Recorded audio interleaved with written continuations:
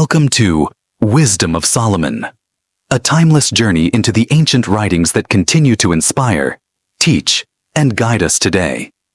The Wisdom of Solomon is a powerful text from the Bible, filled with profound insights on wisdom, understanding, and the nature of God. As we dive into these chapters, we explore the deep reflections on life, divine justice, and the eternal wisdom that has guided humanity for centuries. Whether you're seeking spiritual growth, wisdom for everyday decisions, or simply curious about this sacred work, you're in the right place. Join us as we unravel the wisdom that transcends time. Wisdom of Solomon. Chapter 1. Love justice, you who judge the earth. Think of the Lord in goodness, and seek him in simplicity of heart. For he is found by those who do not put him to the test, and he manifests himself to those who do not distrust him. No, perverse thoughts separate people from God, and when his power is tested, it exposes the foolish. Because wisdom will not enter into a deceitful soul, nor dwell in a body enslaved to sin. For a holy and disciplined spirit will flee from deceit, and will depart from foolish thoughts, and will be ashamed at the approach of unrighteousness. Wisdom is a kindly spirit, but it will not acquit blasphemous lips. For God is a witness of inner feelings and a true observer of the heart, and a hearer of the tongue. Because the Spirit of the Lord has filled the world, and that which holds all things together knows what is said. Therefore, no one who utters unrighteous things will escape notice, and justice, when it punishes, will not pass him by. For inquiry will be made into the deliberations of the ungodly, and a report of their words will come to the Lord, to convict them of their lawless deeds. Because a jealous ear hears all things, and the sound of grumbling does not go unnoticed. Beware then of useless grumbling, and keep your tongue from slander, because no secret word is without result, and a lying mouth destroys the soul. Do not invite death by the error of your life, nor bring on destruction by the works of your hands. Because God did not make death, and he does not delight in the death of the living. For he created all things so that they might exist. The generative forces of the world are wholesome, and there is no destructive poison in them, and the dominion of Hades is not on earth. For righteousness is immortal. But the ungodly by their words and deeds summoned death. Considering it a friend, they pined away and made a covenant with it because they are fit to belong to its company. Wisdom of Solomon. Chapter 2. For they reasoned unsoundly, saying to themselves, Short and sorrowful is our life, and there is no remedy when a man comes to his end, and no one has been known to return from Hades.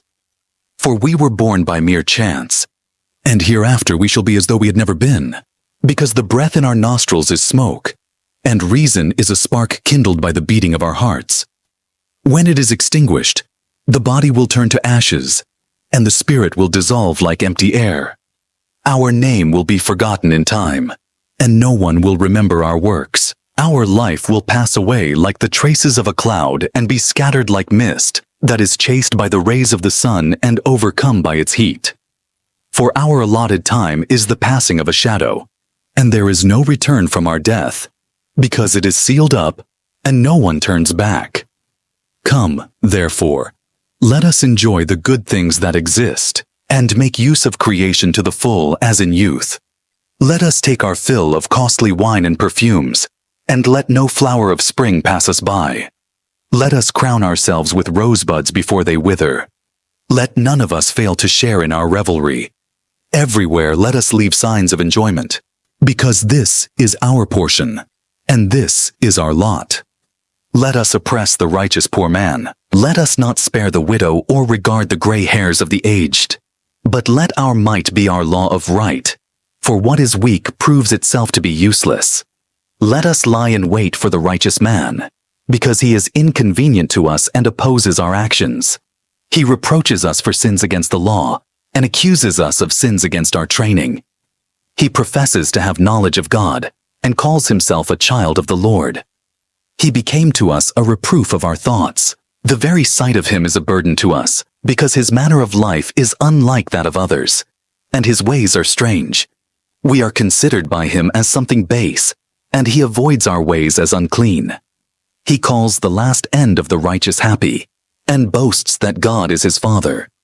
Let us see if his words are true, and let us test what will happen at the end of his life. For if the righteous man is God's son, he will help him, and will deliver him from the hand of his adversaries. Let us test him with insult and torture, so that we may find out how gentle he is, and make trial of his forbearance. Let us condemn him to a shameful death, for, according to what he says, he will be protected. Thus they reasoned, but they were led astray, for their wickedness blinded them, and they did not know the secret purposes of God, nor hoped for the wages of holiness, nor discerned the prize for blameless souls.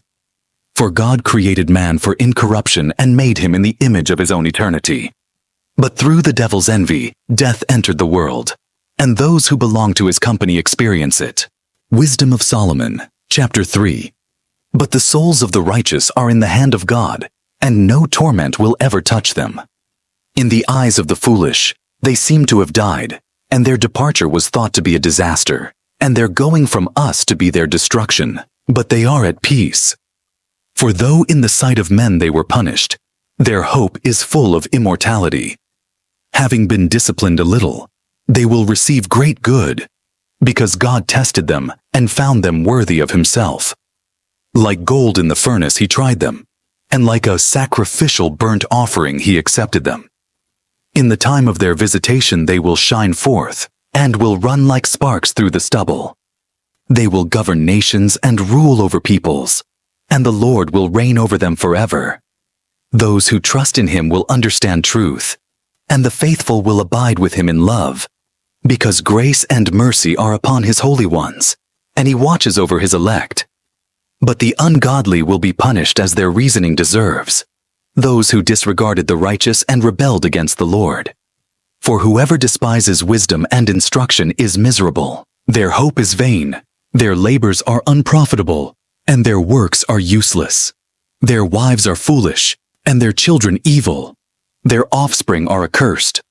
Blessed is the barren woman who is undefiled, who has not entered into a sinful union. She will have fruit when God examines souls. Blessed also is the eunuch whose hands have done no lawless deed, and who has not devised wicked things against the Lord, for special favor will be shown to him for his faithfulness, and a place of great delight in the temple of the Lord. For the fruit of good labors is renowned, and the root of understanding does not fail. But children of adulterers will not come to maturity, and the offspring of an unlawful union will perish. Even if they live long, they will be held of no account, and finally, their old age will be without honor. If they die young, they will have no hope and no consolation on the day of judgment. The end of an unrighteous generation is grievous. Wisdom of Solomon. Chapter 4. Better is childlessness with virtue, for immortality is in its memory, because it is acknowledged both by God and by men. When it is present, people imitate it, and they long for it when it has gone. Throughout all time it marches, crowned in triumph, victorious in the contest for prizes undefiled. But the prolific brood of the ungodly will be of no use, and none of their illegitimate seedlings will strike a deep root or take a firm hold. For even if they put forth boughs for a while, standing insecurely, they will be shaken by the wind and uprooted by the violence of the storm. The branches will be broken off before they come to maturity, and their fruit will be useless, not ripe enough to eat, and good for nothing. For children born of unlawful unions are witnesses of evil against their parents when God examines them. But the righteous, though they die early, will be at rest. For old age is not honored for length of time, nor measured by number of years, but understanding is gray hair for anyone, and a blameless life is ripe old age.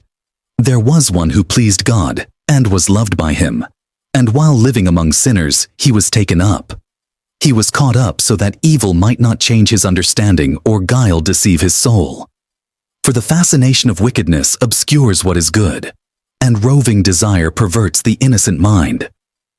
Being perfected in a short time, he fulfilled long years, for his soul was pleasing to the Lord. Therefore he took him quickly from the midst of wickedness. Yet the people saw and did not understand, or take such a thing to heart, that God's grace and mercy are with his elect, and that he watches over his holy ones.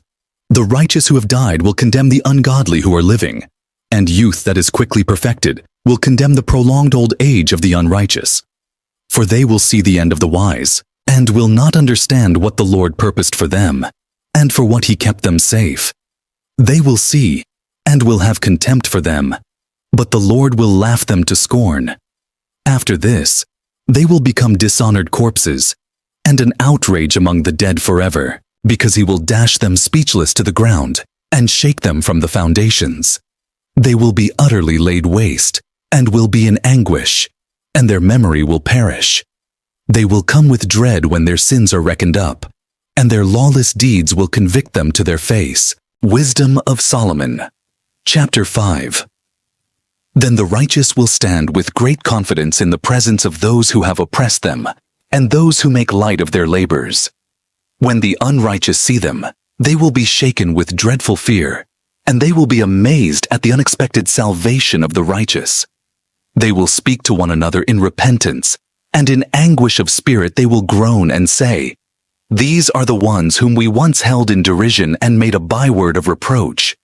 Fools that we were, we thought that their lives were madness, and that their end was without honor. Why have they been numbered among the children of God? And why is their lot among the saints? So it was we who strayed from the way of truth, and the light of righteousness did not shine on us, and the sun did not rise upon us. We took our fill of the paths of lawlessness and destruction, and we journeyed through trackless deserts, but the way of the Lord we have not known. What has our arrogance profited us, and what good has our wealth with its boasting brought us? All those things have vanished like a shadow, and like a rumor that passes by, like a ship that sails through the billowy water, and when it has passed no trace can be found, nor track of its keel in the waves. Or as, when a bird flies through the air, no evidence of its passage is found. The light air, lashed by the beat of its pinions and pierced by the force of its rushing flight, is traversed by the movement of its wings, and afterward no sign of its coming is found there. Or as, when an arrow is shot at a target, the air, thus divided, comes together at once, so that no one knows its pathway. So we also, as soon as we were born, ceased to be, and we had no sign of virtue to show, but were consumed in our wickedness. Because the hope of the ungodly is like thistledown carried by the wind, and like a light frost driven away by a storm. It is dispersed like smoke before the wind, and it passes like the remembrance of a guest who stays but a day. But the righteous live forever, and their reward is with the Lord. The Most High takes care of them. Therefore, they will receive a glorious crown and a beautiful diadem from the hand of the Lord, because with his right hand he will cover them, and with his arm he will shield them. The Lord will take his zeal as his whole armor, and will arm all creation to repel his enemies. He will put on righteousness as a breastplate, and wear impartial justice as a helmet. He will take holiness as an invincible shield, and sharpen stern wrath for a sword. And creation will join with him to fight against his foes. Shafts of lightning will fly with true aim, and will leap from the clouds to the target, as from a well-drawn bow, and hailstones full of wrath will be hurled as from a catapult. The water of the sea will rage against them, and rivers will relentlessly overwhelm them. A mighty wind will rise against them, and like a tempest, it will winnow them away. Lawlessness will lay waste the whole earth, and evil-doing will overturn the thrones of rulers.